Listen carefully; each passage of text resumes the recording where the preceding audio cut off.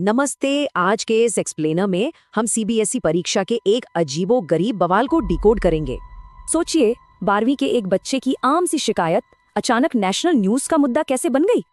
इस ड्रामे की शुरुआत हुई OSM यानी ऑन स्क्रीन मार्किंग से। इसने स्टूडेंट्स की नाक में दम कर दिया। किसी को खाली आंसर शीट मिली तो किसी के बेतहाशा नंबर कटे। सिस्टम में भयंकर गड़बड़ियां थी। परेशान होकर वेदांत नाम के एक स्टूडेंट ने अपनी फिजिक्स की आंसर शीट वापस मंगवाई। लेकिन भाई, उसे किसी और का ही पेपर थमा दिया गया। जाहिर है वो पूरी तरह टूट गया। बाकी दोस्तों को इस झमेले से बचाने के लिए उसने तुरंत ट्विटर पर सबको अलर्ट किया। पर यहाँ गेम पलट गया। एक नॉर्मल सी चेतावनी पर उसे भयंकर ऑनलाइन ट्रोलिंग झेलनी पड़ गई। हद तो तब हुई जब डीडी न्यूज के एक सीनियर जर्नलिस्ट ने उसे सीधा पाकिस्तानी ही कह डाला।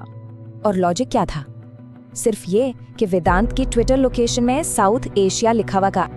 अरे भाई, हम सबको पता है कि इंडिया ज्योग्राफिकली साउथ एशिया का ही तो हिस्सा है ना।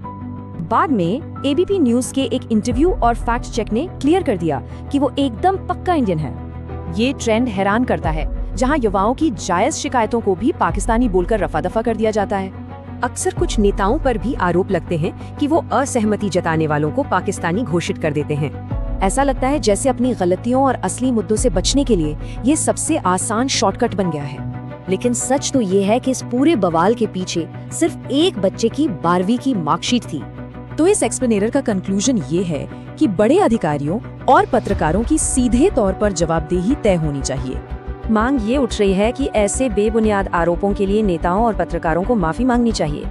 जो हमें एक बड़े सवाल के साथ छोड़ता है, क्या सच में कोई कभी इन स्टूडेंट्स से माफी मांगेगा?